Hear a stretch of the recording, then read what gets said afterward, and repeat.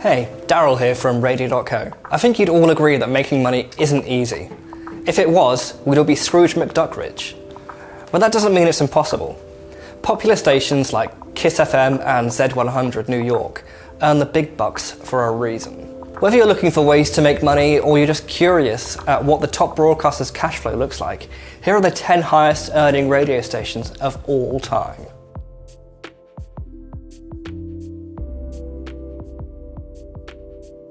In the past, traditional radio stations solely relied on ads and sponsors. But these days, broadcasters have a lot of tools at their arsenal for multiple sources of revenue. And these can include ads.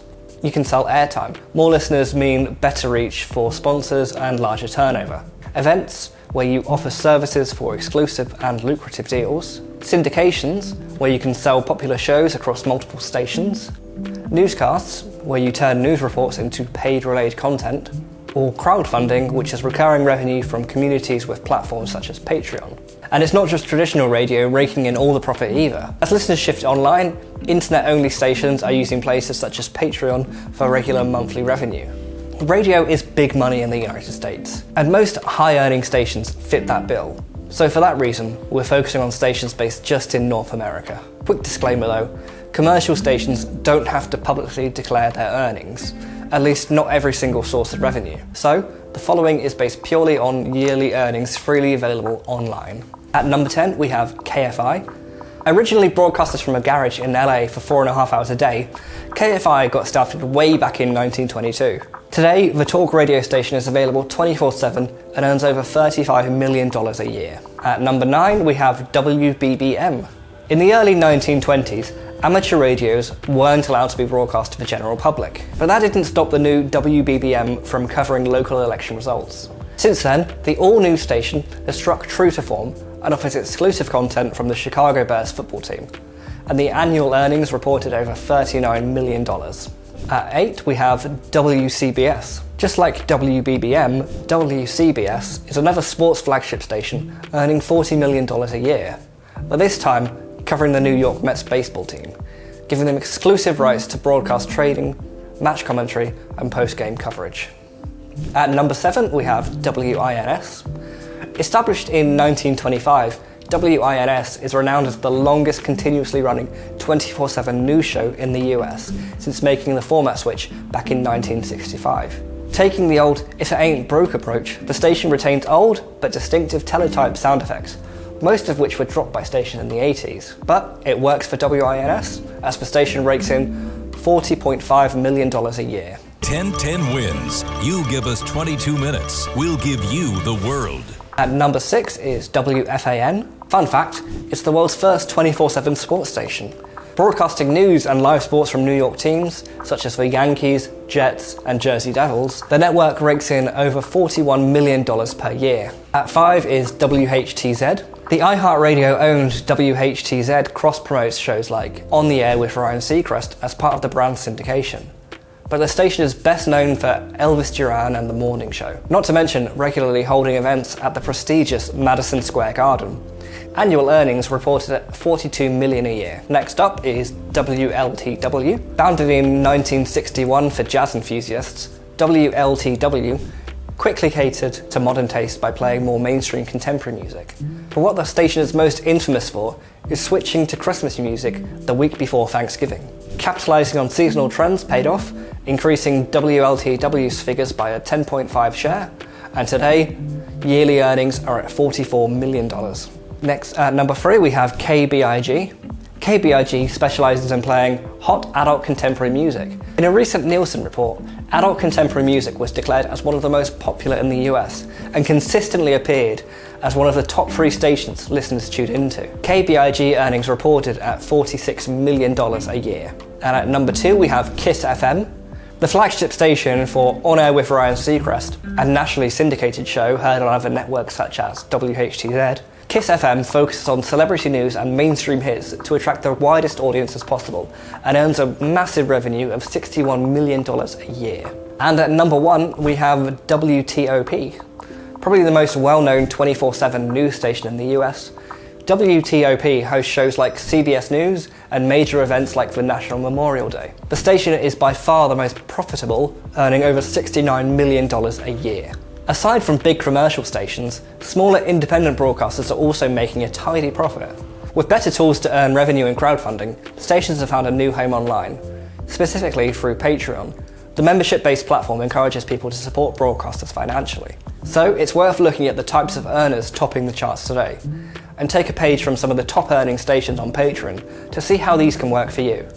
Now please be aware, some creators don't provide monthly earnings and only show total patrons. But just because someone has more patrons, it doesn't mean they're earning more than other users. So at number 10, we have Revolutionary Left Radio, a self-proclaimed communist radio station discussing philosophies, proletarian history, and revolutionary politics. Tiers range from $1 a month to $100 a month, with incentives including monthly bonus episodes and access to the host's personal email. In line with their politics though, most of the episodes are publicly available without a Patreon subscription. At number 9, we have Henriko Magnifico. The gaming-centric Henriko Magnifico runs Nintendo Radio and broadcasts multi-platform content for both radio and YouTube Live, whilst offering patrons texture packs, Minecraft mods, and other gaming-focused goodies from $1 a month. At number 8, we have La Sonata, a Spanish Catalonian sports show focusing on football. Patron tiers range from $4 a month to $60 a month, with incentives including access to private YouTube streams, as well as the chance to attend privately hosted dinners. At number 7 is StarTalk Radio. Produced and hosted by none other than Neil deGrasse Tyson himself, StarTalk brings outer space to a commercial audience. Patrons can donate $500 a month to get exclusive access with the man himself for remote chats or in-person studio visits. At number 6, Street Fight Radio, a left-wing political comedy show run by self-proclaimed anarchists.